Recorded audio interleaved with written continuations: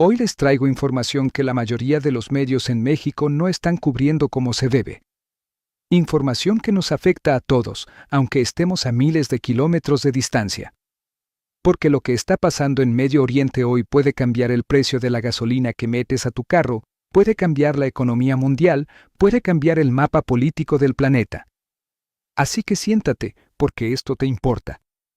Antes de arrancar, si te parece valioso lo que hacemos aquí, comparte este video con tu familia, con tus amigos, mándalo al grupo del trabajo, al grupo de la familia. Esta información necesita circular. Y si puedes dejarnos un comentario abajo, eso nos ayuda muchísimo para seguir adelante. Ya con eso, vamos. Parte 1. Lo que Trump dijo y lo que Trump hizo hace apenas 36 horas. Donald Trump, el presidente de los Estados Unidos, salió ante los medios y dijo algo muy claro, sin rodeos. Dijo, no vamos a atacar las instalaciones de gas de Irán, no vamos a atacar sus pozos de petróleo y tampoco vamos a atacar sus instalaciones nucleares. Eso dijo, con todas sus letras, ante el mundo entero. Ahora bien, para entender bien el contexto, recordemos qué había pasado justo antes de esa declaración.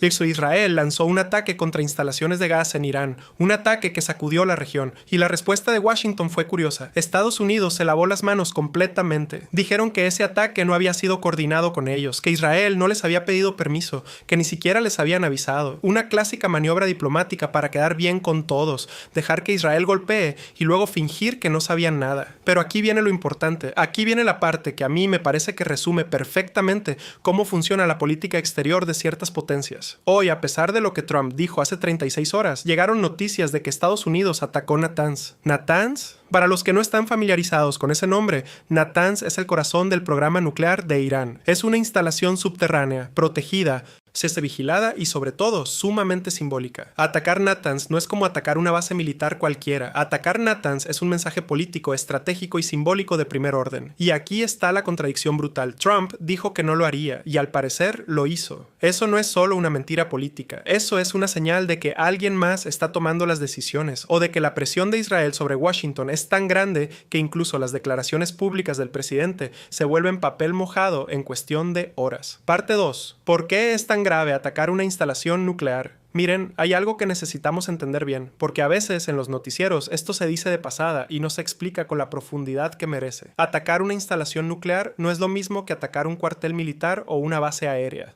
Cuando tú atacas una instalación donde hay material nuclear, el peligro no termina con la explosión, el peligro apenas empieza. Si hay una fuga de material radiactivo, si hay contaminación, eso no se queda en el lugar del ataque, eso se esparce con el viento, con el agua, por la atmósfera. ¿Recuerdan Chernóbil? ¿Recuerdan Fukushima? Ambos fueron accidentes, no ataques deliberados. Y aún así, las consecuencias se sintieron en países que estaban a miles de kilómetros de distancia. Ahora imagínense un ataque militar intencional sobre una instalación nuclear. Las consecuencias potenciales son incomparablemente peores. Por eso, las reglas internacionales de la guerra, las establecidas por las Naciones Unidas, prohíben explícitamente atacar instalaciones nucleares civiles. No porque las Naciones Unidas sean ingenuas, sino porque atacar una instalación nuclear equivale a usar a la población civil como víctima colateral. Y eso está prohibido en cualquier conflicto armado bajo cualquier circunstancia. Estados Unidos violó esa norma hoy. Eso es lo que las informaciones indican. Y el mundo tiene que hablar de eso. Ahora bien, la Organización de Energía Atómica de Irán emitió un comunicado oficial diciendo que por el momento no se detecta ninguna fuga de material radiactivo en Natanz. Por ahora, eso es una buena noticia en medio de todo esto, pero no cambia el hecho de que el ataque ocurrió y no cambia las implicaciones de lo que ese ataque significa para el futuro del conflicto. Parte 3. Irán responde. Tel Aviv bajo fuego. Irán no se quedó con los brazos cruzados, y esto tampoco debería sorprender a nadie que haya seguido este conflicto.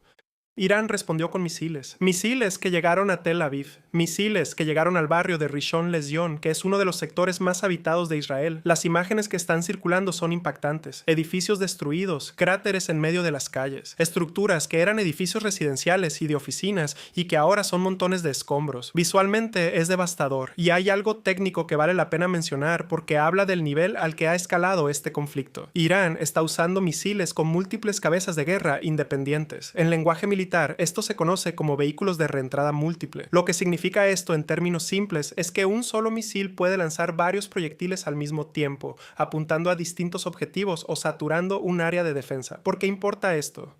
Porque el Iron Dome de Israel, el sistema de defensa antimisiles que todo el mundo conoce, que ha sido presentado por años como prácticamente invencible, tiene dificultades para interceptar este tipo de ataques. Cuando un misil lanza múltiples cabezas al mismo tiempo, el sistema de defensa tiene que elegir a cuál interceptar, y a veces no alcanza a interceptarlas todas. Las imágenes de hoy confirman que algunos misiles iraníes pasaron las defensas israelíes y llegaron a su objetivo. Eso es un dato estratégico muy importante. Además de los ataques sobre Israel, Irán también lanzó más de 60 drones contra Arabia Saudita en las últimas 24 horas. Arabia Saudita, que aunque no está combatiendo directamente, forma parte del eje de alianzas que apoya a Estados Unidos en la región. El mensaje de Irán es claro: cualquier país que esté del lado del agresor puede recibir una visita. Parte 4. Lo que Irán está diciendo. El canciller iraní Abbas Araghchi ha sido muy directo en sus declaraciones recientes. Y quiero que escuchen bien lo que está diciendo porque no es lo que normalmente escuchamos en los medios mexicanos cuando se habla de este conflicto. Araghchi dijo que esta guerra no es una guerra que Irán eligió, que esta guerra les fue impuesta. Y luego dijo algo que va más allá de la diplomacia habitual. Irán no quiere un alto al fuego. Irán quiere una solución permanente. Esa diferencia es enorme. Un alto al fuego es básicamente decir: paremos de pelear por ahora. Es una pausa. Es el tipo de acuerdo que se firma, que dura unos meses o unos años, sí, y que luego se rompe cuando la parte más poderosa decide que es momento de atacar de nuevo. Irán ya vivió eso, el mundo ya vivió eso. Lo que Irán está diciendo es: queremos resolver el problema de fondo, queremos garantías reales, queremos que esto no vuelva a ocurrir en 5 años o en 10. No queremos más inyecciones que alivian temporalmente el dolor, queremos la cirugía completa que solucione el problema de raíz. Y el portavoz militar iraní fue aún más claro en su declaración de hoy. Dijo que los ataques de represalia que Irán ha realizado fueron sin precedentes, que el mundo no había visto nunca ataques de esta naturaleza y magnitud. Dijo que las defensas aéreas del enemigo han sido debilitadas y dijo: hemos aprendido cómo derrotarlos,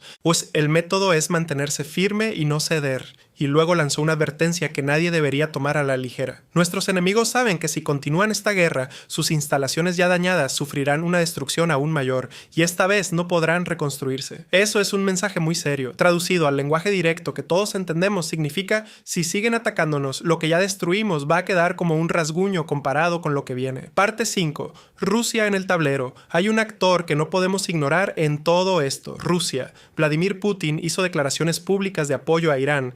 Dijo que Rusia es un amigo leal y un socio confiable de Irán. Y eso no es solo palabras bonitas para la foto. Hay información que indica que Rusia está proporcionando inteligencia a Irán. No necesariamente soldados, no necesariamente armas directas, pero sí información estratégica, ubicaciones de objetivos, movimientos de fuerzas, datos que permiten a Irán atacar con mayor precisión y mayor efectividad. Esto cambia la naturaleza del conflicto de manera fundamental. Ya no estamos hablando de una guerra entre Israel e Irán donde Estados Unidos ayuda a Israel. Estamos hablando de un conflicto donde dos superpotencias nucleares, Estados Unidos y Rusia, están indirectamente involucradas en bandos opuestos. Eso no es una guerra regional. Eso es algo mucho más grande y mucho más peligroso. Putin tiene sus propios intereses aquí. Rusia lleva años en conflicto con Ucrania, con las sanciones occidentales encima, relativamente aislada diplomáticamente. Este conflicto en Medio Oriente le ofrece una oportunidad de oro: desgastar a Estados Unidos en otro frente para drenar recursos militares y diplomáticos americanos y demostrar que Rusia sigue siendo un actor global de primer nivel. Irán, desde la perspectiva rusa, es una pieza muy útil en ese ajedrez geopolítico. Parte 6. El plan de escape de Trump. Y aquí llegamos a algo que a mí me parece muy revelador y que creo que todos deberían notar. Trump publicó un mensaje en su red social Truth Social donde dice que Estados Unidos está muy cerca de alcanzar sus objetivos. Y enumera cuáles son esos objetivos: debilitar los misiles de Irán, destruir su industria de defensa, acabar con su marina y su fuerza aérea, evitar que Irán tenga armas nucleares y garantizar la seguridad de sus aliados en la región. Y luego al final dice algo muy curioso: Irán está considerando poner fin a la guerra. ¿De dónde saca Trump esa información? No lo explica. ¿Es verdad? No hay manera de verificarlo en este momento. Entonces, ¿por qué lo dice? Miren, yo llevo siguiendo este conflicto desde que el primer día y he notado un patrón muy claro. En estas 3 semanas de guerra abierta, Trump o sus representantes han hablado de negociaciones, de alto al fuego, de rendición de Irán, de fin del conflicto al menos una docena de veces. Una docena de veces. Con distintas palabras cada vez, pero siempre apuntando en la misma dirección. ¿Por qué? Porque la realidad en el campo de batalla no coincide con lo que se prometió al inicio. Se dijo que Irán se rendiría rápidamente completamente, que colapsaría ante la superioridad militar americana e israelí, que en pocos días el conflicto estaría resuelto. Y nada de eso ocurrió. Irán lleva 22 días combatiendo, sus misiles siguen volando, sus voceros siguen hablando con determinación, su gobierno sigue funcionando y sus ataques siguen causando daños reales en Israel. Entonces Trump necesita poder decirle al pueblo americano: ganamos, logramos nuestros objetivos, podemos salir con la cabeza en alto. Ese es el plan de salida que está construyendo con cada uno de estos mensajes. Un relato de victoria que le permita justificar una retirada que en términos militares reales está muy lejos de ser una victoria. Y mientras tanto, ¿qué está pasando con la economía? ¿Qué está pasando con el petróleo? ¿Qué está pasando con los mercados? Porque ese es el impacto que todos los mexicanos sentiremos tarde o temprano, aunque el conflicto nos parezca lejano. Parte 7. ¿Y esto, a nosotros en qué nos afecta? Sé que muchos de ustedes están pensando: oye, todo esto está muy lejos. ¿Sabes qué tiene que ver con mi vida en México? Y es una pregunta válida. Permítanme explicarlo. Irán es uno de los grandes productores de petróleo del mundo. Arabia Saudita, que también está siendo golpeada por drones iraníes, es otro de los grandes productores de petróleo del mundo. El estrecho de Hormuz, que está en esa región, es por donde pasa aproximadamente el 20% de todo el petróleo que se mueve en el planeta. Cuando hay conflictos en esa zona, el precio del petróleo sube. Cuando el precio del petróleo sube, sube también el precio de la gasolina. Cuando sube el precio de la gasolina, sube el costo del transporte. Cuando sube el costo del transporte, sube el precio de todo lo que está en el supermercado, en la tiendita de la esquina, en el mercado, porque todo necesita ser transportado. Ya lo estamos viendo.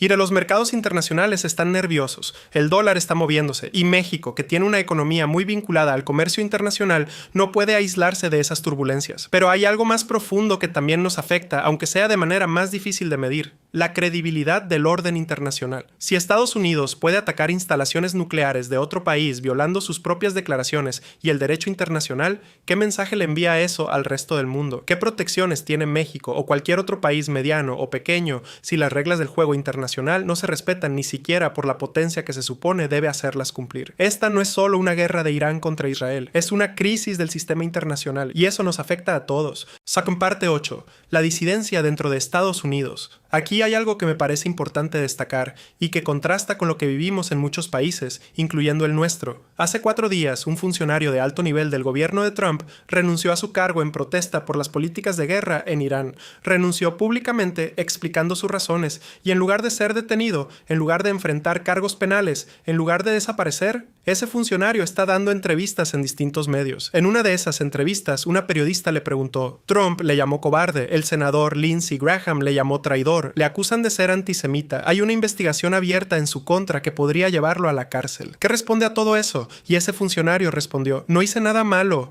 Los hechos y la verdad están de mi lado. Mi único objetivo es sacar a Estados Unidos de esta guerra. Comparen eso con lo que ocurre en otras partes. En México hemos visto casos de académicos, periodistas, activistas que por decir algo que incomoda al poder terminan con procesos legales encima, con su trabajo destruido, con amenazas. Y sin embargo, en plena guerra, en plena crisis, un alto funcionario americano puede renunciar, criticar a su presidente en televisión y seguir vivo y libre. No estoy diciendo que el sistema americano sea perfecto. Claramente no lo es y lo que está haciendo en Irán lo demuestra. Pero hay mecanismos de contrapeso, de libertad de expresión, de oposición institucional que siguen funcionando. Y eso es algo que vale la pena señalar, no para admirar a Estados Unidos, sino para reflexionar sobre qué tipo de instituciones queremos nosotros en México.